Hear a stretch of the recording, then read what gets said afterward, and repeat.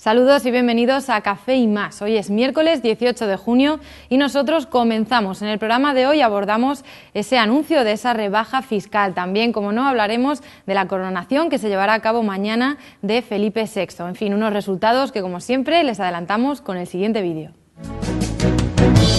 El pasado viernes, tras el Consejo de Ministros, el Gobierno de Mariano Rajoy anunciaba una reforma fiscal por la que se bajará el impuesto de sociedades, no subirá el IVA y tampoco los impuestos vinculados al tabaco, alcohol y carburantes.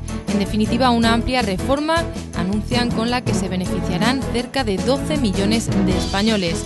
Rebaja del IRPF, mantenimiento del IVA, salvo en productos sanitarios, y la limitación de las aportaciones a los planes de pensiones son algunos de los cambios que prepara el Gobierno.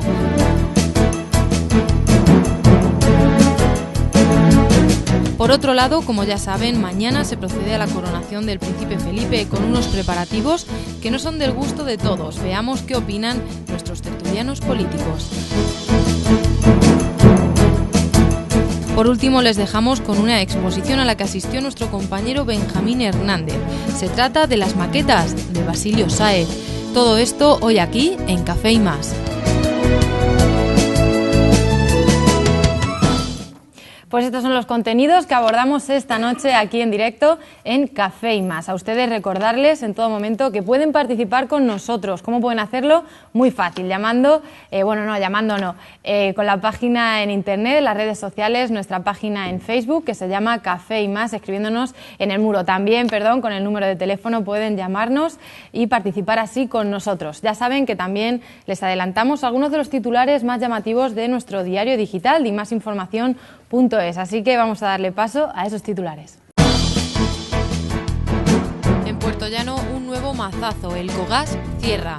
Según explica el consejero de Administración, su cierre es única y exclusivamente debido a que no se han tomado ni cumplido las medidas reguladoras necesarias.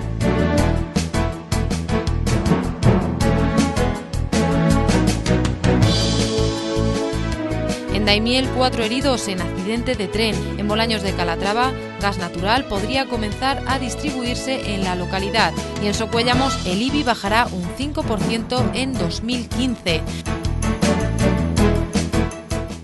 Si quieren saber más, ya lo saben, pueden hacerlo ya en nuestro diario digital y másinformación.es. Dicho esto, vamos comenzando y, como no, presentando a los invitados que nos acompañan esta noche aquí en el programa. En primer lugar está con nosotros Antonio Arroyo, secretario de Organización Municipal de CCD. Bienvenido. Hola, buenas noches. También nos acompaña Celia Cámara, ella es coordinadora regional de UPyD. Bienvenida. Hola, buenas noches, Cecilia, a todos. También está con nosotros David Marín, portavoz del Partido Popular en la Diputación de Ciudad Real. Bienvenido, David. Bienvenida, Cecilia, muchas gracias por contar conmigo. Y por último también está con nosotros Julián Nieva, portavoz del Partido Socialista en el Ayuntamiento de Manzanares. Buenas noches, Julián. Buenas noches, encantado de estar aquí. Bueno, pues como ya les decíamos en el vídeo, el pasado viernes, tras el Consejo de Ministros, el Gobierno de Mariano Rajoy anunció una reforma fiscal por la que, al parecer, bajará el impuesto de sociedades, no subirá el IVA y tampoco los impuestos vinculados al tabaco, alcohol y carburantes. Una amplia reforma con la que se beneficiarán cerca de 12 millones de españoles. Rebaja del IRPF, mantenimiento del IVA, salvo en productos sanitarios, y la limitación de las aportaciones a los planes de pensiones son algunos de los cambios que prepara el Gobierno. Bueno, pues así lo hemos sabido a grandes rasgos, algunas de las medidas que se van a desarrollar, y vamos con esas primeras valoraciones. David. Pues sí, Cecilia, lo decías bien, vamos a debatir algo que vamos a ser unos privilegiados, lo vamos a debatir incluso antes que ellos, porque está todo preparado para el viernes que viene. Entonces, pero bueno, ya tenemos algunas pinceladas que ya incluso hace unos meses el propio presidente nos daba, y yo creo que hoy es un día pues para alegrarse y por otra parte, para fijar que el compromiso de Mariano Rajoy, del presidente del Gobierno, pues se está cumpliendo. Era una de las cosas que, cuando la estabilidad económica estuviera fehaciente y fuera clara, pues iba a acometer, que era la bajada de impuestos. La situación económica va mejor, la situación económica va en progresión a colocarse en una situación favorable, y es el momento ahora sí de proceder a la rebaja de impuestos. Primordialmente, yo creo que esta reforma va a suponer que las familias con hijos y ascendientes a cargos se van a ver beneficiados. Eso es, yo creo que como una de las primeras premisas que hay que marcar. Y otra de las claves que decías, que comentabas tú antes, que el IRPF va a pasar de 7 tramos que había anteriormente a 5 tramos. Y una cosa muy importante es que los contribuyentes de menos de 12.000 euros dejarán de pagar el tributo y se beneficiarán especialmente las rentas, como decía antes, bajas y las familias que tengan más hijos. Yo creo que eso es una muy buena noticia. Yo creo que eso es una muy buena noticia. Eso es una noticia que va a suponer que las personas, las familias que estén pasando peor situación no van a verse gravadas por Hacienda. Es así de claro y de tajante. Entonces, yo creo que hoy todos, si eso finalmente se aprueba, y yo creo que todos los grupos tienen que estar en esa línea de aprobarlo, pues creo que será una cuestión muy interesante. También, lo decías y lo comentabas antes, las sociedades van a bajar, el impuesto de sociedades van a bajar del 30 al 25%. También es muy importante porque el que España funcione, el que la economía funcione, también depende de esas sociedades y de esos autónomos. El tipo nominal del tributo que grava los beneficios empresariales es claro también, y lo ha anunciado ya el presidente, bajará del 30 al 25%, fijado probablemente para finales de 2015, principios del 2016. ¿Eso qué va a hacer? Va a favorecer también la reinversión de sociedades, es decir, que se reinvierta en nuevas sociedades. Es decir, que una sociedad no cierre y ya desaparezca, sino que con esta bonificación fiscal, con esta variante que se va a marcar, es que tú, si la actividad que estás realizando no te va bien, pues puedas reinvertir ese dinero y fijar otra sociedad. Yo creo que es otra ventaja bastante considerable. También en la tributación, en el ahorro, yo creo que es importante, también se va a reducir al menos en 2 o 3 puntos también la tributación en el ahorro. También creo que es importante porque no todo está en el otro sector, sino también en el sector del ahorro. Entonces, yo creo que esa ventaja anunciada también es importante. Y voy a destacar ahora en esta primera intervención una que a mí me parece muy interesante, que es el régimen de módulos que acoge unos 600.000 autónomos. Se limitará a aquellos empresarios cuyos clientes sean consumidores finales como regla general. Yo creo que eso también el mundo del autónomo es bastante delicado, y creo que las políticas que se están haciendo también desde la Junta de Comunidades es eso, el potenciar los autónomos, y esta medida que se va a fijar desde la reforma fiscal, yo creo que también va a beneficiar al tema de los autónomos. Es decir, por una parte, personas físicas van a verse beneficiadas por la reducción o por la no tributación en cuanto al IRPF, las sociedades también se van a venir beneficiadas y, como no, también el sistema de los autónomos. Yo creo que en líneas generales es una muy buena reforma, entra dentro de ese elenco de reformas que está activando el Gobierno de Mariano Rajoy, y yo creo que esos frutos que ya estamos viendo en materia de empleo, ya en los últimos datos que estamos viendo, se van a reafirmar y vamos a tener cada vez esos mejores datos con esta reforma fiscal, que entraba yo creo que un poco dentro de todo el organigrama de reformas que estaba planteado por parte de Mariano Rajoy. Celia, vamos a ser un poquito más modestos. ¿Qué os ha parecido a vosotros? Bueno, en primer lugar, decir que yo creo que cuando el Gobierno del Partido Popular elige a un grupo de economistas para plantear el estudio de la reforma fiscal, creo que estaba bastante lejos de pensar, sinceramente es mi opinión personal, los resultados electorales, la debacle que las elecciones europeas han supuesto para el Partido Popular. En principio, creo que ha sido el primer test. Es una especie de introducción lo que quería hacer.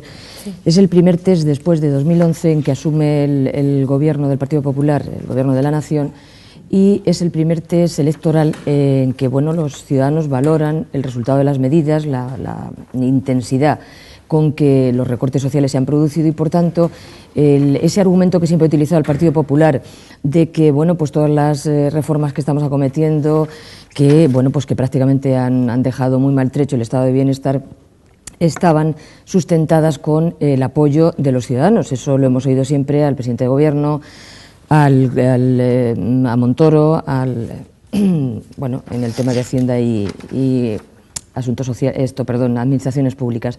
Entonces, este argumento les ha desaparecido directamente desde el punto y hora en que se han perdido en estas elecciones más de 2,5 millones de votos. Entonces, claro, las previsiones que tenía inicialmente este grupo de expertos en muchas materias se ha tenido que venir abajo, y se va a sustentar prácticamente como medida electoralista en una disminución fundamental, que es lo que estaba comentando David, de los impuestos. Pero claro, cuando este grupo de trabajo arranca, yo creo que le faltan dos condiciones por evaluar. En primer lugar, ¿cuáles son los gastos que tiene que acometer el Estado con estos impuestos? Entonces, habría que haber eliminado gastos superfluos y hacer un análisis exhaustivo de los ingresos que necesita el Estado. Eso, en primer lugar, que no se ha hecho. En segundo lugar, incluir en esta reforma fiscal el tema del fraude fiscal, que es bastante importante, el fraude fiscal en nuestro país, y las propuestas que hay otros partidos como el nuestro van en ese sentido, disminuir el fraude fiscal, porque no en vano supone en torno a 70.000, 80.000 millones de euros que las arcas públicas dejan de ingresar como consecuencia de este fraude fiscal.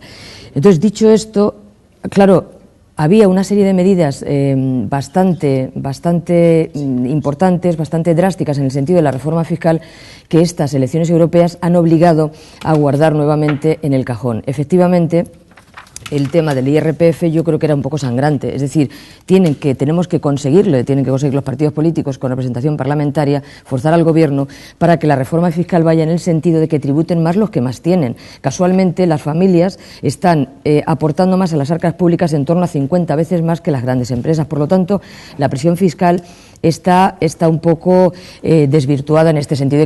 Hay que aumentar esa presión fiscal en las grandes fortunas y no tanto en los más vulnerables del espectro social español.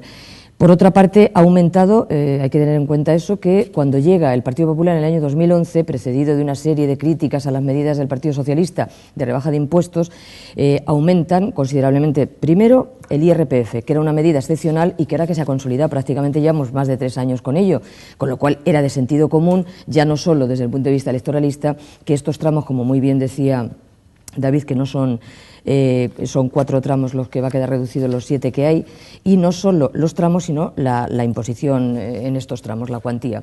Entonces, eso era necesario. Y lo que pasa es que la subida que supuso no va a verse compensada con el ahorro que vamos a tener ahora. Entonces, la diferencia va a ser en torno a 1.000 millones de euros, con lo cual sigue habiendo un cierto desfase.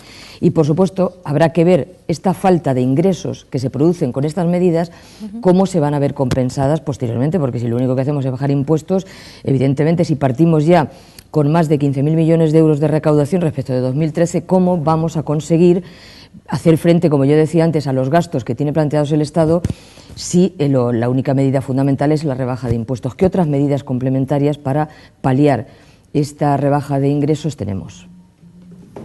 Antonio. Bueno, pues como ha dicho antes David, habría que esperar a ver qué documento final sale del Consejo de Ministros. No vaya a ser que aquí nos adelantemos a vender la piel del oso antes de cazarlo. Si nos ceñimos a lo que se va adelantando, van publicitando, o las conversaciones que han tenido con los sindicatos, habría que entender que la reforma fiscal iría por el buen camino, depende desde donde se mire. A estas alturas de nuestra democracia y de las vivencias experimentadas, pues uno se plantea una cuestión fundamental.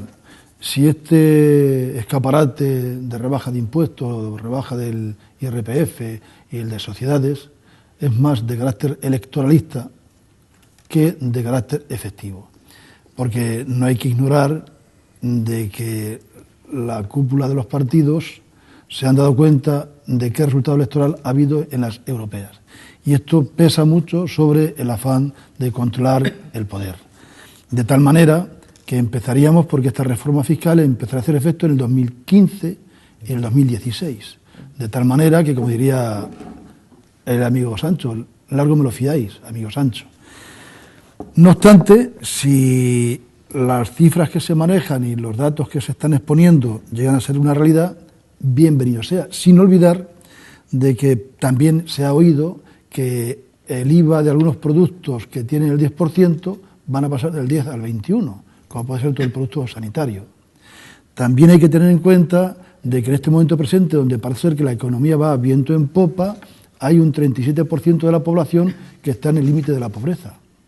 Y hay que tener en cuenta de que el salario de los trabajadores nuevamente se ve reducido en su poder adquisitivo, de tal manera de que no vamos a ser tan gafes de negar lo evidente, de si bajamos de 7 tramos a 3 o 4 el IRPF, no sea un dato bueno, pero analicémoslos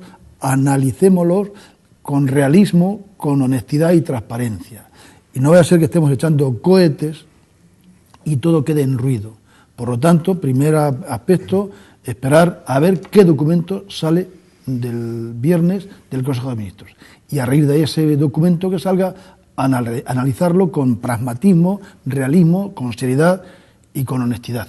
Ya estamos hartos de propaganda, de los brotes verdes, de la luz al final del túnel y todos estos eufemismos que nos han ido diciendo para entretener al personal, que ya bastante entretenidos estamos con los mundiales, que parece ser que es lo único que nos va a salvar a la nación si después de nuestro debate aquí termina con un resultado favorable para la Roja. Veremos a ver. Lo dejo así. Julián. Me sumo únicamente a lo del resultado favorable para la selección y no tanto a algunos de los diagnósticos que se están dando.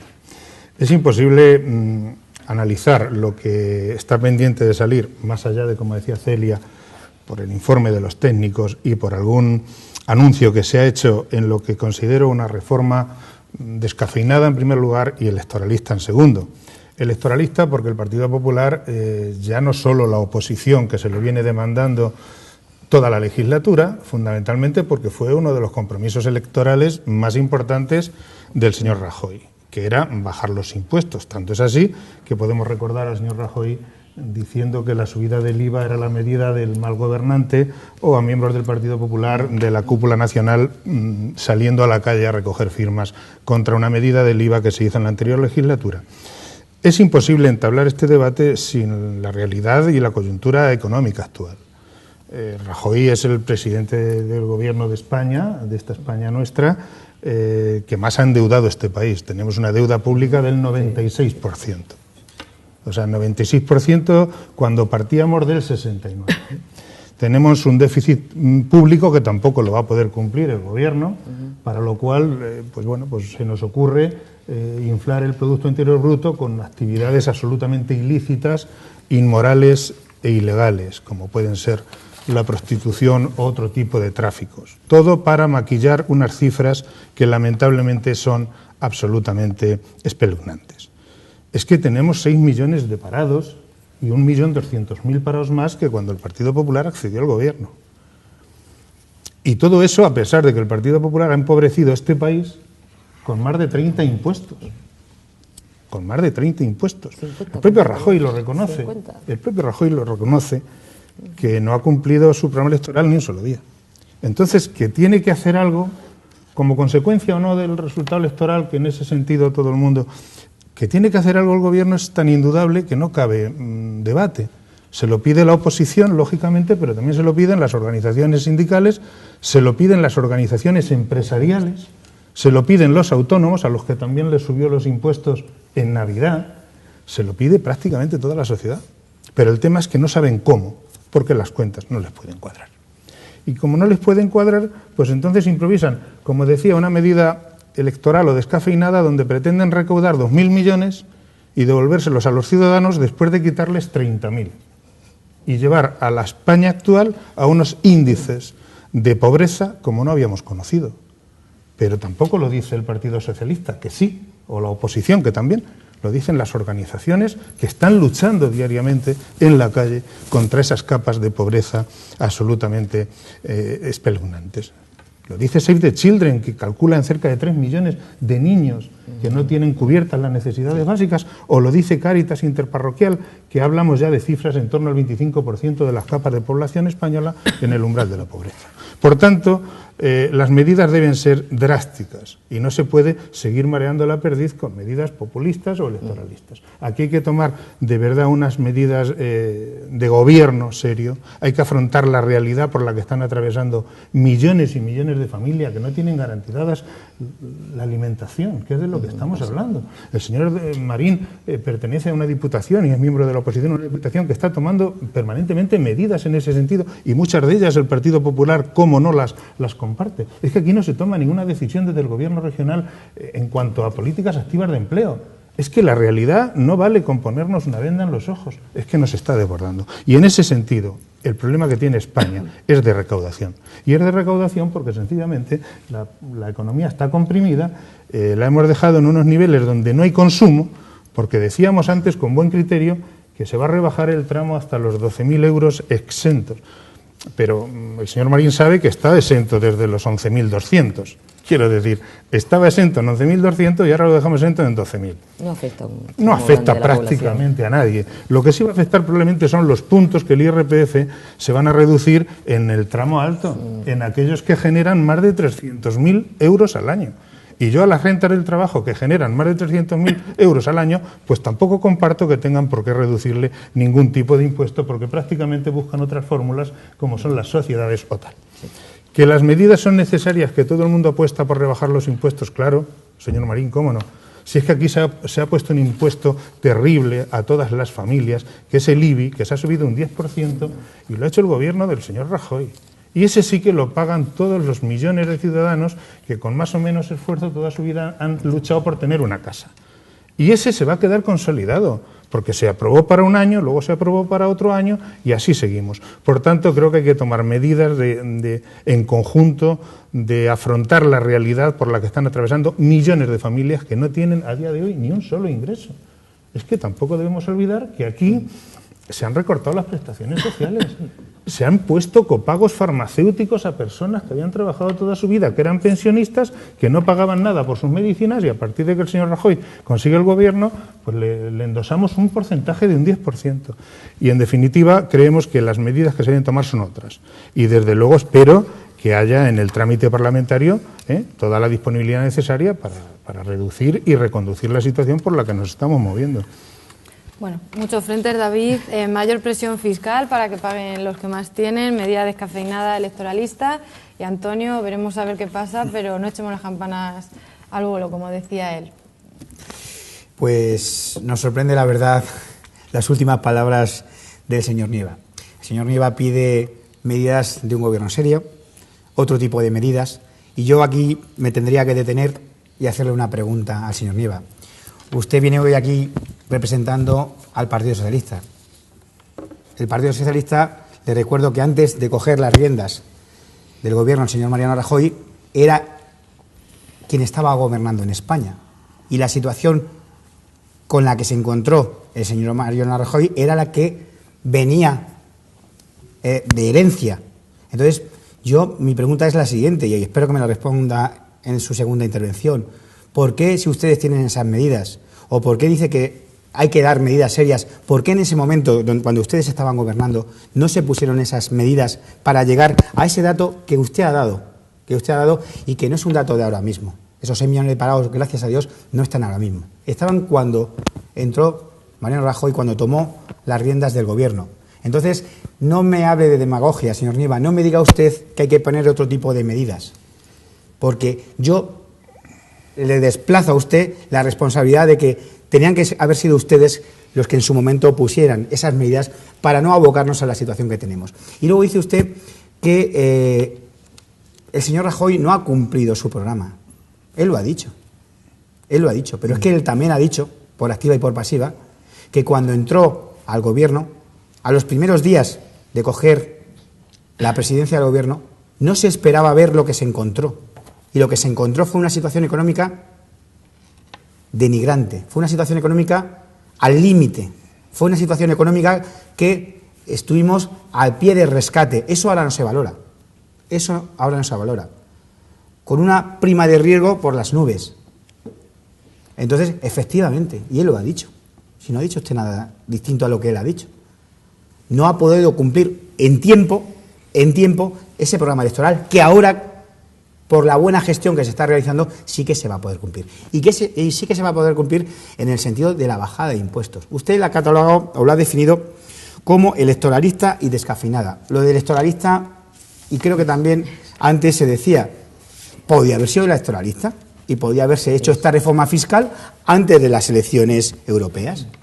Y sin embargo, a pesar de esa situación y de esa buena noticia que hoy creo que todos nos debemos de alegrar, de esa bajada de impuestos, espera a que se acaben las elecciones europeas, terminen los resultados de las elecciones europeas, malas para el Partido Popular, pero malas para el Partido Socialista, no nos engañemos.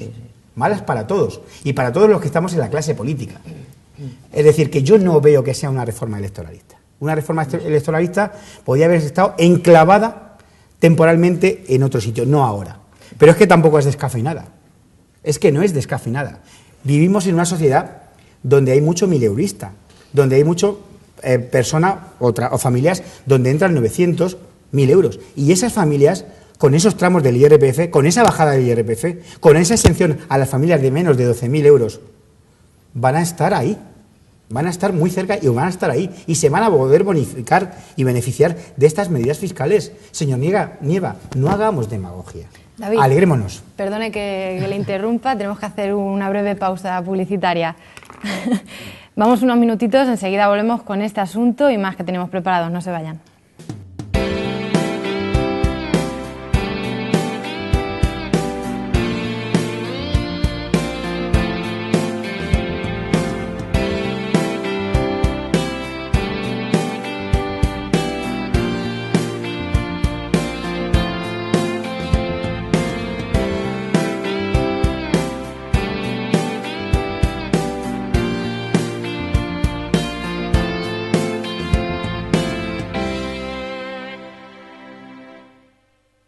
Pues tras este corte publicitario seguimos aquí en directo en Café y Más. A ustedes ya saben, como siempre les recordamos que pueden participar con nosotros mediante las redes sociales, nuestra página en Facebook que se llama Café y Más, escribiéndonos en el muro cualquier tipo de pregunta, comentario, opinión. Ya saben que estamos encantados de que participen con nosotros. Antes de la publicidad estábamos hablando de esa reforma fiscal que ha sido anunciada, aunque todavía no está configurada totalmente, pero nuestros tertulianos políticos pues ya estaban avanzando un poco pues cuáles son esas primeras valoraciones acerca de esa reforma. Antes, justo de ir a la publicidad, estaba David Marín analizando esa definición de Julián Nieva de esta reforma como reforma descafeinada y electoralista, y estabas con ello, David. Ahí estábamos, sí, mencionaba pues el tema de que yo considero, lógicamente, que no es una reforma electoralista, daba las razones del momento de que se va a proceder al debate en el Congreso de los Diputados de esta reforma, que creo que hace o conlleva que no se pueda catalogar, como decía el señor Nieva, o calificar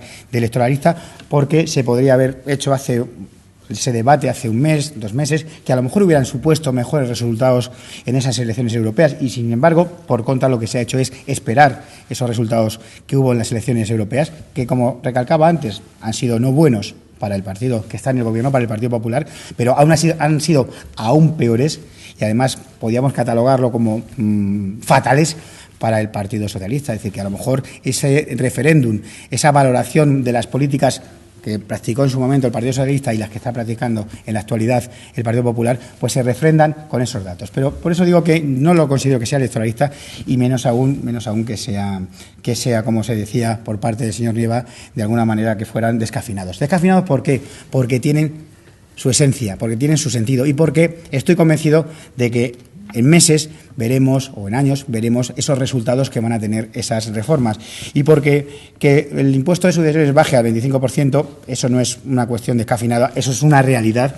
El que no tributen las familias que no tengan una renta de 12.000 euros tampoco es descafeinado, es una realidad, y una realidad que lo explicaba antes de la publicidad, una realidad que va a suponer que estamos en una sociedad donde hay muchos sueldos de 700 euros, de 800 y de 1.000 euros. Y eso va a repercutir que todas esas familias no tengan que tributar. Y van a tener esa repercusión económica.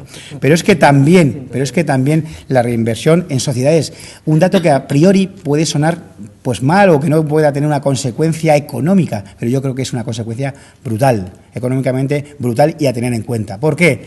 Porque vamos a poder de alguna manera reactivar esa empresa que en un sector determinado no se pueda mantener, pero que sí que tenga la persona el afán de seguir en el mercado y darle la posibilidad de que refinancie, de que reinvierta esa. Y ahí hay que potenciar. Pero es que se nos decía también por Antonio antes el tema del IVA. El IVA no se va a bajar. Perdón, no se va a subir. No se va a subir el IVA. No se va a bajar. Perdón, el sanitario de Bruselas se va a subir. Está en el 21, todo se va a mantener en el 21. Y sí. Van a cambiar los tramos no, hacia arriba. No, para nada. Lo único que se va a aplicar, que lo decía ahora mismo muy bien, Celia, se va a aplicar una sentencia europea que obliga a elevar en los temas sanitarios del 10 al 21% el IVA de los productos sanitarios. Pero ojo, incluidas las gafas, pero eso sí, pero al margen de medicamentos, y aquellos destinados a tratar y a paliar enfermedades de minusválidos. Pero es que no es, que lo quiera subir el gobierno. Es que no es, es que simplemente es una obligación, un imperativo legal, que es lo que hay que hacer. Entonces, creo que uno de los impuestos que más repercute y que repercute a toda la sociedad, que es el IVA, se va a mantener. Entonces, también es un dato considerable de la reforma. Había que rebajarle otras cosas. Celia. Vamos a ver, ya por partes, porque claro, ha sido tan profuso el tema de David. Vamos a ver, primera cuestión, tú decías que no es electoralista y que lo podían haber hecho antes el gobierno. Vamos a ver, encargó, que todos sabemos, a un grupo de expertos, economistas, un estudio importante sobre la reforma fiscal. Claro, a ver, había unas reformas completamente duras y muy importantes. Entonces, lo lógico, desde el punto de vista de un partido político como el que está gobernando actualmente, supongo que para el resto también, pero estamos en esta cuestión, era plantear esas medidas una vez que viera el resultado electoral. Es decir, si no se produce este batacazo electoral como el que se ha producido, yo te aseguro, a nivel personal, que las medidas que tenía previstas esa comisión de expertos se lleva a la práctica. Eso está claro. Lo que pasa es que al final ha habido que suavizarlos. Ellos proponían una serie de cosas que evidentemente no se van a llevar a la práctica. Hablan una de ellas también que no hemos hablado, que era, ellos mencionan a medio plazo, no demasiado, eliminar la desgravación por la primera vivienda habitual en 5 o 10 años. Eso de momento pues ha quedado en el aire. Efectivamente, como muy bien ha dicho Antonio, estamos esperando a ver qué sale. Estamos un poco augurando. ¿Por qué? Pues porque estamos hablando, yo creo que en todas las foros como este, de lo que ha comentado Montoro, como ministro de Hacienda y Administraciones Públicas, a tanto sector empresarial y colectivos sindicales. Ya les ha expresado en qué va a consistir esa reforma fiscal y no tiene nada que ver con el informe de 444 folios, que hombre, que yo creo que estas medidas que tú has dicho ocupan menos de 444 folios. Entonces, realmente, esas medidas yo sí las considero electoralistas y además una cosa, cuando llega el Partido Popular al gobierno, resulta que en estos 2 años y medio han subido 50 impuestos. Y qué casualidad que van a empezar a funcionar en el año 2015 una rebaja de impuestos bastante importante. Y otra cosa es que nosotros también proponemos, creo que el comité de expertos también lo decía, respecto del tema del IRPF y el tramo de los 12.000 euros al año. Lo hemos subido nosotros a 14.000 porque hay 14 pagas, eso es así de claro, y ellos también lo comentaban. Pero casualmente este tramo es el que menos influjo tiene en las arcas públicas. El que más tiene, bueno, el 60-70% más por encima de 30.000 euros al año, de 30 prácticamente a 60.000, no, pero es que son los menos, claro que son familias. Y dices tú, y hay sueldos de 700 euros. Pero, David, ¿por qué sueldos de 700 euros? Porque la reforma laboral lo que ha traído en definitiva es una precariedad brutal y temporalidad del mercado laboral. Y por eso, evidentemente, en tan mala situación, claro que serán bien recibidos, pero que es una medida electoralista, está más claro que la sopa de un asilo, con perdón por la expresión coloquial. Antonio. Yo brevemente intentaré ser práctico y pragmático en el sentido de que el gap que se ha producido entre la clase pobre y los ricos es exponencialmente mayor, como consecuencia de la situación económica. Yo voy a hacer alusión un poco a lo que ha dicho David con respecto a que se encontró el candidato a la presidencia con algo que no conocía. Pues vaya candidato, no voy a decir la palabra que se intercala, con tantos asesores y tantos consejeros y tantos técnicos, de presentarse a gobernar un país donde no conoce la situación que tiene. Mal candidato, para mí. Pero claro, eso me trae también recuerdos de tiempos pasados cuando alguien se prometía sacarnos de la OTAN de entrada no, base fuera, o energía nuclear no, gracias. Con lo cual, yo creo que este es el resultado de la clase política que nos ha llevado durante 30 y tantos años en España, y la gente ha madurado y ya no se cree de las promesas y de las campañas y de las palabras. Y efectivamente, pues es un tramo pequeño de población el que se va a beneficiar de esta reducción del IRPF, que al final, como decía Nieva, de 1.800 a 12.000 euros son 200 euros lo que te encuentras de bonificación. Y es verdad que las empresas de nueva construcción van a tener un 15% durante los 2 primeros años. Y yo iría a 2 medidas concretas. Una fundamental, la revisión del gasto público, que nadie lo toca, que todos estamos diciendo que vamos tal, pero quien al final sufre las consecuencias son la clase media, que según estudios en Inglaterra está desapareciendo. Van a quedar los pobres y los ricos. Y termino.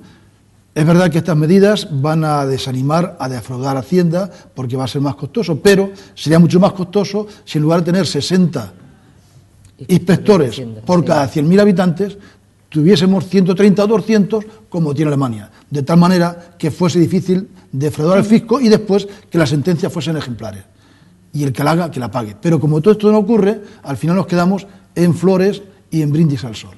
Por lo tanto, esperemos a ver que salga el documento y vamos a las medidas eficaces. Y yo ya digo, no estoy en contra de nadie, estoy, como un amigo decía, yo no discuto el precio con usted, yo es que estoy a favor mío, estoy a favor de la clase media, la clase pobre, de la clase trabajadora. Y no es demagogia, es la realidad. Solamente pues decir, ¿qué credibilidad merece, solo sé decir esto? Que claro, desde el punto de vista mío, ¿qué credibilidad merece un gobierno que lo primero que hace es una amnistía fiscal para los amigos y ahora pretende una reforma fiscal? Bueno, a ver, es que, Julián, le he dicho que me permita. Precisamente, Antonio, la clase media y las clases trabajadoras son las que están sufriendo mucho más que el resto las consecuencias de la crisis y también de las medidas que está adoptando el gobierno. Porque hay datos, señor Marín, y usted lo sabe, que no son cuestionables, entre otras cosas porque son del propio gobierno. Que España tenía un 69% de deuda pública cuando el señor Rajoy llega al gobierno, no lo cuestiona nadie y yo creo que usted tampoco. Y que hoy tenemos un 94%, 95% y que el propio gobierno dice que vamos a llegar al 100% del Producto Interior Bruto, pues es un dato irrefutable. Por tanto, no me diga que la situación que había era infinitamente mejor que la que hay ahora, entre otras cosas porque había uno de los niveles de protección social más grandes, no solo de la historia de España, que sí, sino de muchísimos países. Es que teníamos una de las mejores sanidades del mundo, que el Partido Popular la está desmantelando. Es que teníamos una ley de dependencia que ustedes, o su gobierno, señor Marín, la está desmantelando. Es que teníamos una educación pública universal y gratuita, y teníamos una educación con un sistema de becas que en nada se parece al que tenemos hoy, donde hay estudiantes que tienen que abandonar sus carreras sin terminarlas porque no pueden afrontar la realidad de las matrículas. Es que ahora ya no se está protegiendo a los discapacitados como se protegían en aquel momento, con lo cual el endeudamiento que teníamos del 69%, unido al sistema de protección social, incluyendo a los desempleados, porque ustedes también han recortado las prestaciones por desempleo. Y con el señor Zapatero, y estoy hablando de la herencia, ningún pensionista pagaba los medicamentos y ningún enfermo pagaba el transporte sanitario y ningún enfermo pagaba la necesidad. Y usted sabe, igual que yo, que en el hospital de Toledo, gestionado por su gobierno, han muerto personas en los pasillos. Y eso nos tiene que avergonzar a todos. Señor, no es muy fuerte. Es muy fuerte lo que está. Es absolutamente cierto, salvo que usted lo quiera cuestionar. Y ya digo dos cosas más, señor David, señor Marín, y dos cosas más. Usted todo eso lo califica de buena gestión. Pues yo reconozco que hay que tener moral para calificar de buena gestión la situación de España en la actualidad. Es que es incierto lo que dicen las organizaciones que están trabajando diariamente para que las personas puedan comer. Es mentira. Es que la tasa de desempleo que había, señor David Marín, era del 22% y hoy estamos y hoy estamos cerca del 27%. Mire, ustedes también en su propuesta de impuestos, no ya la primera que la han subido un 10%, tampoco es cuestionable, sino que quieren también gravar la segunda vivienda. Eso sí. Y lo dicen los expertos, que no lo han tocado, que quieren gravar la segunda vivienda y van a hacer que todo el que tenga una segunda vivienda pues pague 99 euros al año según los datos del propio Ministerio. Y como decía muy bien Celia, es que el fraude fiscal, que eso sí reconozco que es una asignatura pendiente, una asignatura pendiente endémica, que es que en este país se están llevando el dinero a otros sitios. Desde luego los que lo tienen, los ricos, los pobres no se lo pueden llevar porque no tienen y porque lo que tienen que gastarlo.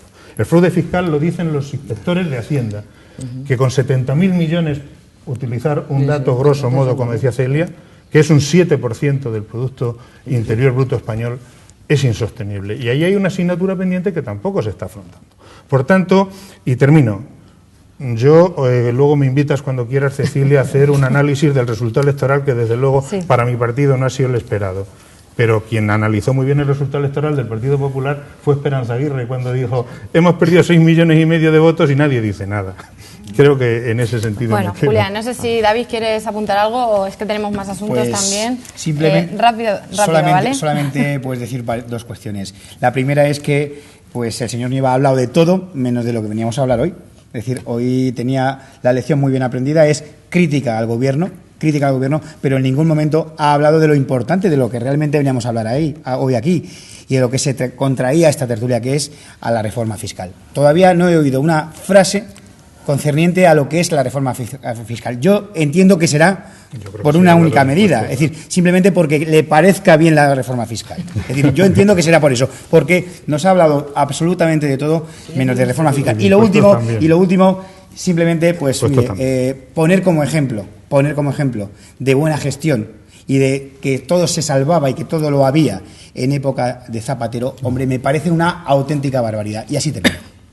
Bueno, pues aprovecho el término de la exposición de David para cambiar de tema, y qué mejor que hablar. Mañana ya saben que se procede a la coronación de Felipe VI con unos requisitos, unos preparativos que al parecer pues no son del gusto de todos. Me gustaría saber un poco pues la opinión de nuestros representantes políticos esta noche de cómo pensáis que va a ser esta coronación. Se habla también de que va a ser un acto muy austero, y esto pues sí que está creando también un poco de polémica. Hay gente que cree que no es una buena imagen de cara al exterior el que, por ejemplo, no esté el rey en esa coronación. No sé, ¿cómo lo valoráis, Celia? Sí, lo que dice esto es como un poco que para gustos hay colores, ¿no? A gustos colores. Habrá gente que considere que de los fastos, así llamados en eventos de estas características, tienen que ser mucho mayores. Habrá otros que entiendan que no deben ser, dado el momento por el que atraviesa nuestro país, entre los que me encuentro, vaya por delante, y otros que considerarán que ni siquiera es necesario ni conveniente, pues dado el debate que supongo que abordaremos en breve entre monarquía y república, que ni siquiera consideren que se deba de producir, pues porque hay mucha gente, muchos ciudadanos que consideran que una forma de Estado como la monarquía es obsoleta, caduca y muchas cosas más. Entonces, para esto va a haber polémica y nunca va a haber, yo creo que, acuerdo en este sentido. La opinión... Bueno, pues dicho que si nos circunscribimos al acto en sí protocolario de la proclamación del nuevo rey, bueno, pues nada que objetar, deberá ser austero y poco más. Es decir, que vaya, que asista el rey que acaba de abdicar, o que no asista, o que vayan en coche cubierto o descubierto, yo creo que es una cosa que forma parte, casi diría yo, de un poco del aspecto social de este evento. Yo creo que hay una cosa más profunda, que es definir o no definir la forma de Estado, si los ciudadanos o muchos ciudadanos están o no por la labor de continuar con una monarquía parlamentaria, que por cierto ya sabemos la famosa frase de que en una monarquía parlamentaria el rey reina pero no gobierna. Entonces parece un poco, claro, parece un poco superficial e innecesario, si quieres. Es decir, que hay mucho tocante respecto a esto. Ahora, hablar en concreto, creo que deberíamos hacer un par de vueltas para cada uno centrar su posición, pero en concreto del acto de mañana, yo considero que, por ejemplo, el tema de comprar banderitas por parte de la administración pública para que los ciudadanos hagan un poco de coro, me parece un poco vergonzoso. Que el que quiera, cada uno que se compre su bandera, que la saque si lo siente realmente, que la bandera la llevarán en el corazón quien quiera, pero creo que las administraciones públicas no están ni en este tiempo ni en otro para comprar banderitas de avalorio. No lo considero oportuno ni procedente. Vale, vamos a seguir escuchando más valoraciones. Os voy a pedir, por favor, queda poco tiempo, que sean breves, y sobre todo también pues el tema que añadía un poco Celia, ¿no? Esa profundidad de por qué ahora el debate de si monarquía, república, también un poco pues vuestros posicionamientos, Antonio. A ver si en pocos minutos digo todo lo que me gustaría decir. No es fácil. En primer lugar, no me parece oportuno que en este momento se levante esta polémica, puesto que estamos respetando las leyes del juego. Y hay quien, en su favor, argumenta de que también juraron los fueros de los españoles y el principio nacional de movimiento y cambiamos de la dictadura a la democracia, pero fue siguiendo las reglas del juego. Si las Cortes Nacionales de aquel momento no aprueban el cambio, hubiésemos seguido con dictadura. Quiere decirse que hay unas normas del juego y a mitad del partido no podemos cambiarlas. Cada uno con la representación que tenga, que lleve a las Cortes sus propuestas y que dejen de montar algaradas en la calle. Porque eso es, yo diría una frase, y a ver si la acuño, estar permanentemente en la pubertad política. que no maduramos. Y creo que la vida necesita estabilidad en los juicios y en los comportamientos. Y no podemos estar que aguantemos espacios cortos de tiempo en paz y parezca que esto no nos gusta y tengamos que meter follón. Las banderas, estamos tan acostumbrados a que bueno, yo no, pero los partidos mayoritarios sí que daban la banderita, la gorra y el bocadillo, y esto puede ser una idea seguida de esas costumbres. Y yo entiendo que debe servir de ejemplo si la coronación se va de manera austera, de manera seria, a ver si todos, empezando por el nuevo rey, y larga vida al rey, lo dije la otra vez, toman ejemplo y a ver si de alguna manera también la sociedad va creando confianza en los políticos y en los gobernantes. Por lo que es hasta ahora, vaya tela marinera. Julián. Pues coincido en general. La posición que tenemos es la de que hay que ser constitucionalistas en primer y en último lugar. Y la Constitución, si no me equivoco, solo se puede modificar por 3/5 de la Cámara, y mientras no exista esa mayoría, claro, la pretensión es legítima de todo el mundo, y aquellos que quieran opciones que no son las que están contempladas, pues bueno, pues con el tiempo y dentro de los marcos que están establecidos. Yo creo, yo voy a hablar de la jefatura del Estado, si me lo permitís, más que de la monarquía, no porque el término monarquía no me guste, sino porque yo creo que mañana toma posesión el jefe del Estado. El jefe del Estado, que con la Constitución en la mano definimos que en España era como se tenía que proceder. Y desde ese punto de vista no hay mucho más que añadir. Nosotros respetamos y respeto muchísimo a la gente que tiene tendencias republicanas, que yo también las tengo, pero eso no significa que en un momento como este piense, por un lado, que no es el momento además de afrontar determinados debates, y segundo, que con las reglas del juego en la mano no caben. El tablero es el que es, y cuando los partidos sumen una serie de diputados podrán modificar la Constitución. No solo... ¿Cuándo crees que será ese marco parlamentario? Claro, cuando los dos partidos mayoritarios quieran cambiar la ley electoral y las mayorías sean las que tienen que ser. Pero también digo una cosa, en España también hay que modificar probablemente la Constitución en muchos otros aspectos, claro. Y cada uno tendríamos una opinión sobre eso. Sí. Yo, por ir concluyendo, mañana, pues yo no sé si es austero que haya 2.000 personas en la recepción, probablemente 1.000 sería más austero todavía. Y claro, alguien me diría, ¿y 500? Yo no sé exactamente el protocolo lo que requiere, pero creo que se podría haber hecho algún esfuerzo de austeridad más. También es verdad que este tipo de actos va acompañado siempre de una serie de simbologías que requieren, pues, algunas que no comparto. Pero en todo caso, mañana tiene que tomar posesión el jefe del Estado, conforme en España lo tenemos definido, y lo definimos, y la Constitución, cuando haya que cambiarla, se cambia por consenso. Porque el día que rompamos el consenso constitucional, entonces en nuestro país no tendremos nada. Y probablemente entonces tengamos un serio problema. Por tanto, suerte al jefe del Estado en las poquísimas competencias que yo le atribuyo, que son las que le atribuye la Constitución. En España gobierna el gobierno que corresponde, porque los ciudadanos son los que tienen la palabra y son los que definen quién gobierna en cada momento. David. Vamos a ver si me queda poco tiempo, creo. Puedo decir algo.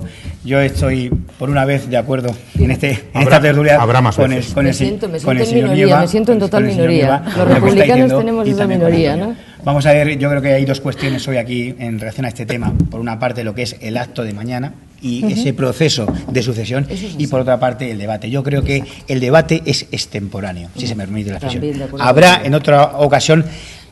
otro día habrá que hablar de ese debate de monarquía o república. Pero yo creo que hay una norma que se pactó en su momento, que se pactó y donde había representantes de todas las fuerzas políticas existentes en el país, que hubo un consenso absoluto de que el régimen que teníamos que tener en España era la monarquía. ¿Cuándo? ¿Era monarquía? ¿Cuándo?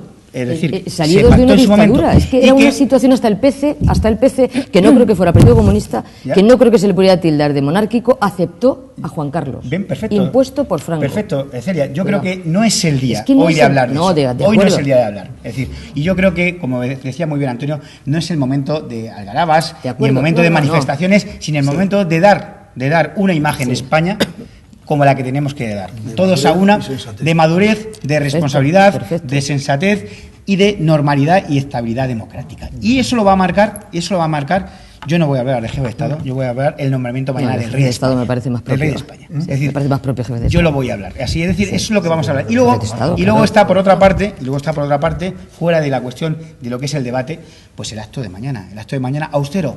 Claro que es austero. Claro que es austero. Es decir, simplemente cuando no acuden representantes de las casas reales de otros países o jefes de Estado o presidentes del gobierno, ese único dato ya hace de que sea un acto austero, un acto austero acorde con la situación económica que vive el país. Yo creo que no es gratuito eso que sea austero, sino que hay que dar una imagen de esa situación, y la situación lo que tiene que haber es pues, un acto normal. Ojo. Lo siento, Celia, pero no tenemos... Ojo, y termino. Es que he dicho el acto, no la creencia, lo importante, por eso que pensé que lo íbamos a hacer. Solamente decir eso, que efectivamente yo comprendo que este no es el momento de establecerlo, pero que sí hay posibilidad de hacer un referéndum en un momento determinado, cuidado, con modificación de la Constitución. Estas han sido las opiniones de nuestros tertulianos políticos, a los que les damos muchísimas gracias, Antonio, David, Julián, Celia, y ya saben, si es que siempre nos quedamos fuera de tiempo. Muchísimas gracias a los cuatro. Gracias. Nos vamos a publicidad. Les dejamos con un reportaje en el que nuestro compañero Benjamín Hernández entrevista a Basilio Sáez, que habla de las maquetas que ha representado en una exposición. No se lo pierdan.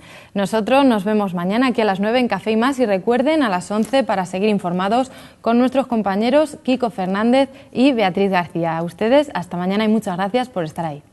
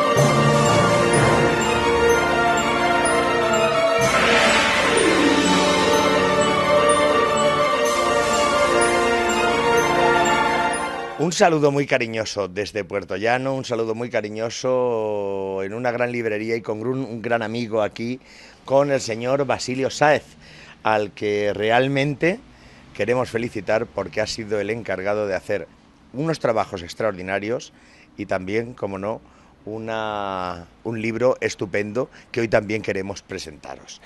Bueno, Basilio, lo primero, muchas gracias por estar aquí y desde luego un libro precioso y un trabajo precioso, ¿verdad? La gracias a vosotros por la atención que habéis tenido de hacer este reportaje, y la verdad que pienso que lo vais a hacer muy bien, y lo mismo que estamos muy contentos haciéndole esta maqueta.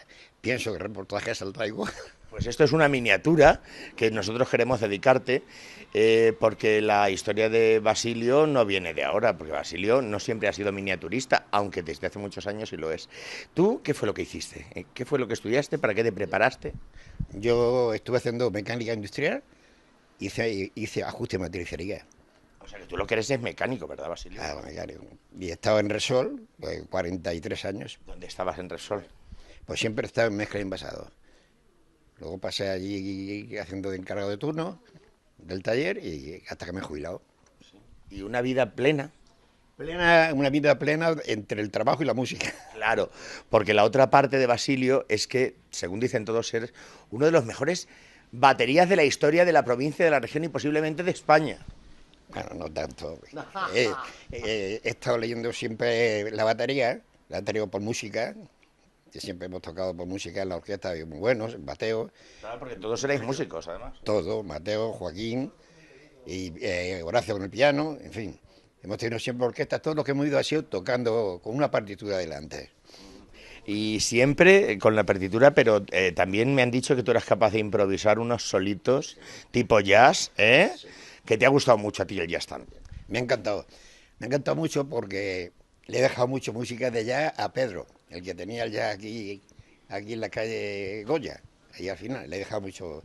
Y lo que no me encantó siempre ha sido de Pérez Prado y de Glenn Miller.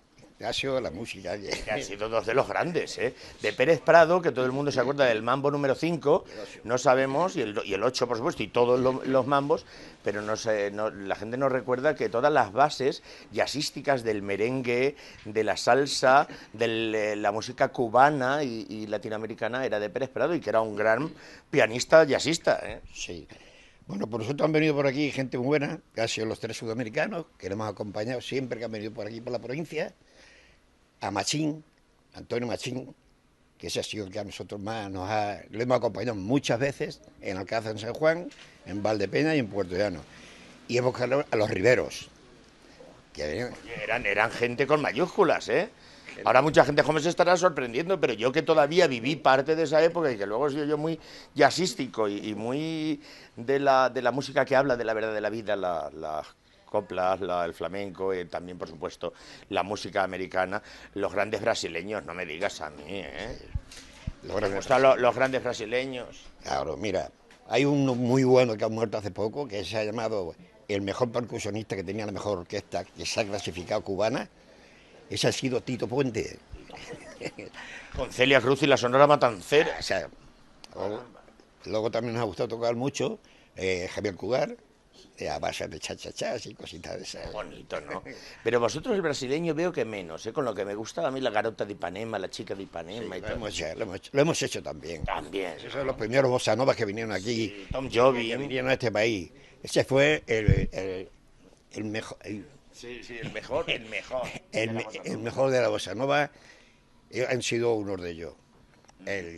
Y luego también de brasileño, Flavio Joli, que ha sido uno de los mejores saxofonistas considerados brasileños. Impresionante lo que sabe de música este hombre y lo que ha hecho disfrutar. Dice la gente que entiende, y a mí me lo han dicho mucha gente, me lo ha dicho Julián Camacho, me lo han dicho los que han tenido aquí orquestas, que como los King Boy ni ha habido antes ni ha habido después. Es que es eso cierto y lo dicen con mucha admiración y mucho cariño. Chicos jóvenes además, que os han visto cuando eran niños. La gente lo comenta muchos años, porque la verdad que ha sido una orquesta que hemos trabajado mucho, hemos ido siempre acompañando a todas las atracciones que han venido por esta provincia. Y siempre partitura al canto y improvisaciones.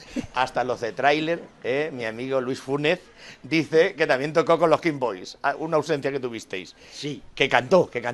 Tocó la guitarra y cantó. Cantó una vez con nosotros, que está de conductor con los Rillas. Sí. Y que dice, dale también muchos abrazos a Basilio. Bueno, muy bien, sí. La verdad que hemos tenido muchas amistades ahí y la gente ha ido mucho a vernos, a la Talaverana, a Ciudad Real. Los carnavales que eran, los primeros carnavales que se han celebrado aquí han sido siempre y siguen siendo Alcázar de San Juan. Bueno, pues hacíamos los carnavales que son las Navidades y luego nos veníamos a este teatro a tocar la Nochevieja, siempre hemos tenido eso en cuenta. Porque los King Boys tocasteis en el Gran Teatro todas las Nocheviejas durante 12 años. Muchas Nocheviejas hemos venido ya a tocar. Muchos contratos que nos salían y dijimos Nochevieja al Teatro de Puerto Llano. Porque estabais en casa también, ¿eh? Claro, y estaban también las mujeres, ya los hijos alguna vez. Y bueno, eran las novias, pero sí. Eran novias todavía. Claro, ahí celebramos mi 50 aniversario. Que parece que fue ayer, ¿eh? Y ya me estoy quitando años yo también, Basilio, te estoy quitando a ti también de momento, ¿eh? O sea que bueno, está. De momento sí, pero en el momento que me deje aquí ya todos los años otra. Cuando te deje ya me los vuelvo a llevar otra vez. Sí. Pues es un teatro que se inauguró en el año 1920. no el día 1, el día 2 de mayo.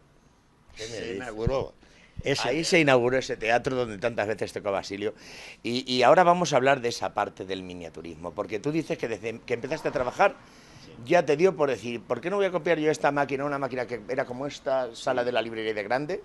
Y de repente tú decías, aquí me vengo yo y me cago una máquina así de chiquitilla, esas que comparas en el libro con las gomas de borrar Milán. Sí. Bueno, concretamente, allí en mezcla envasado, la máquina de envase, una máquina de envase de bidones de 200 litros, pues la hice a escala 1:100. O sea que la máquina tenía 150 metros y esto tiene 1,5 metros. O sea que es la que tengo ahora en el Museo de Minería, que ya la estuvieron viendo aquí los compañeros. Oye, Basilio, entonces empezaste a hacer miniaturas, pero ¿cuáles han sido tus favoritas? Antes de llegar a esta que ha tenido su libro incorporado. He tenido mucha ilusión, he hecho muchas, pero mi ilusión era hacer el Gran Teatro. De siempre, o sea que de siempre. De siempre, digo, cuando tenga tiempo tengo que hacer el Gran Teatro. Yo recuerdo que la primera vez que te conocí no, pero la primera vez que hablamos de miniaturas no hablé yo con vosotros, contigo, estaba yo hablando con Rafael Muñoz, que en paz descanse, y estabais Rafael Castro y tú mismo allí con él, que os ibais a echarle manos, a ayudar a otros grandes apasionados que nos han dejado un patrimonio impresionante. Claro, es que las maquetas, relativamente yo, casi todo, yo se lo decía mucho a Rafael de paz descanse, que sí que lo miento como buena persona y como un buen maquetista porque tiene cosas muy bonitas. Siempre me ha gustado trabajar las cosas con planos, haciéndolas todas con medidas. Y ya te digo que todo lo que estoy haciendo, lo estoy haciendo en plano. Estoy ahora un poco, digámoslo así, un poco mosqueadillo, porque no soy capaz de encontrar plano de la antigua Plaza de Toros que tuvimos, que quiero hacerla también. No, puede haber en el... He correteado mucho y no... Al final te tendrás que basar quizá en las fotos que haya y posiblemente, porque la plaza se tomó como modelo de un par de plazas de la provincia y de alguna plaza andaluza. Creo que por ahí vas a tener que echar. Bueno, me parece que había una que era una copia de algo de la Plaza de Toros de Ciudad Real, solamente que la Plaza de Sombra tiene 2 plantas y Almagro, y esta solamente le hicieron con una, la parte de Sombra. Sí. Así que por ahí te vas a poder ayudar, pero al final la haces, la Plaza de Toros. O me pienso hacerla, si la hago es que estoy con vida. Oye, ¿y la familia qué te dice, Basilio? La familia ya está harta de maquetas. La familia está harta de maquetas. Pero, en fin, es una cosa que me encanta hacerla y la sigo haciendo. Bueno, ¿qué vemos en este libro, Basilio? Que tengo yo por aquí, el libro, y que me gustaría que lo viéramos aquí. En este libro vemos el proceso de cómo se fue haciendo, ¿verdad? Sí, mira. Aquí tenemos la parte esta que he visto primeramente. Resulta que aquí tenemos las dos partes, si se puede ver. Las dos partes, que es una de las fotografías que se hizo en el teatro. Esas se tomaban, como había ese tipo... El micro, que me dice el compañero que baja el micro porque si no, no te oímos. No vemos el libro. Ese tipo de máquinas, o sea, de fotografía, no había para hacer tan cerca la fotografía. Entonces todos se tomaban desde una diagonal. Y he tenido que hacer, aquí como estáis viendo, un plano, un dibujo de frente. Ajá. Y aquí lo pone, que lo está haciendo el dibujo también, para poder sacar. Y estos planos me los han dejado, gracias al ayuntamiento, que me han dejado para que pueda hacer estos planos, y con relación a esto he sacado todo por dentro, me lo conocía bastante bien. Oye, vamos a ponernos al lado de si le parece bien a Jesús, vamos a ponernos aquí al ladito, para que venga la gente, que venga a comprar el libro, que vale además muy barato. ¿Cuánto has puesto por el libro? Pues he puesto 10 euros. Para sacarlo... No, para que saque este hombre algo. Sí, bueno, pues... Sí. 10 euros puestos. O sea que por 10 euros tienen ustedes la historia del Gran Teatro. ¿Qué podemos ver en la maqueta? En la maqueta podéis ver... Vente por aquí, pasa por este lado, que para eso estamos aquí en familia. ¿Qué podemos ver en la maqueta? En la maqueta puedes ver todo el sistema del teatro interior, todas las entradas, llega hasta sus servicios, a pasar a la parte de arriba de lo que le hemos dicho siempre. Nosotros en Puerto Llano le hemos dicho siempre el gallinero. El gallinero, pero entonces yo le llamaban el paraíso. Bueno, concretamente el gallinero, voy a decir el sitio que es. El anfiteatro, vamos. Es aquellas butaquitas que se ven allá arriba en el rincón. Sí, ahí es donde se perdían algunos que iban... La fila de los mancos. Sí, la de los mancos y la de los tuertos. Porque las manos no se les veían nunca. Exactamente. ¿Dónde estarían? Madre mía. Ese era el anfiteatro. Ay, yo tengo pocos recuerdos de aquella época, pero alguno me llega, ¿eh? Fíjate lo que son las cosas. Luego teníamos Señoras y señores, aquí estamos de confesiones hoy. en esta parte de abajo, según se entraba al teatro, ahí había un bar. Y por encima de... Hombre, ahí fue donde me comí yo los primeros perritos calientes, que lo llevaba Martín. Exactamente. Lo llevó en su última época Martín. Había dos bares, había uno aquí y otro en aquella esquina. Pero el último que quedó fue ya este. Y los primeros perritos calientes que se comieron en Puerto Llano, que era una cosa muy americana y que, fíjense ustedes, estamos hablando del año 74, 73, 75. Madre mía, qué poquito les quedaba ya al teatro, ¿eh? Qué poquito le quedaba. Antes de tirarlo, lo último que hubo ahí fue la peña deportiva. Anteriormente a eso fue el casino. El casino estuvo montado ahí arriba, en esta ubicación de arriba, y estuvo montado el casino. Hasta que hicieron el casino en la calle Las Cruces, y posteriormente se mudaron aquí al Paseo San Gregorio. El círculo de recreo. Exactamente. Pues una obra maestra, desde luego, una pieza que admirar. Y como ustedes no se la pueden llevar a su casa, bueno, no se la pueden llevar físicamente, pero se pueden llevar todo el trabajo con este libro maravilloso. El Gran Teatro de Puerto Llano es un libro sobre todo de fotos, donde muchos descubrirán que también son unos grandes aficionados y fanáticos de la arquitectura en miniatura. Porque al fin y al cabo estos maestros industriales lo que han llegado a ser han sido arquitectos de lo pequeño. Aquí, si procede, aquí la parte de atrás dice las horas que me he tirado, 1800 y pico. ¿Tú quieres que yo lo lea, Basilio? Mejor. Pues lo leo yo. Dice así: Basilio Sáez Bravo rinde un sentido homenaje a su pueblo natal, a Puerto Llano, con la reproducción en madera de uno de los edificios más emblemáticos en la historia de la ciudad, el Gran Teatro. 2 años de trabajo en los que ha invertido 1.823 horas y utilizado 1.682 piezas. Le acompañan en este libro otras maquetas y trabajos realizados con paciencia y cariño y muchas horas de elaboración. Bueno, pues paciencia y cariño es lo que nos está dedicando Basilio. ¿Qué te parece si cambiamos de orden y nos vamos a ver una moto por ahí que tienes muy hermosa, una Harley Davidson? Sí. Pues sí, ahí en la calle Duana. Pues vámonos a la calle Duana, nos vamos a Confecciones Sisto.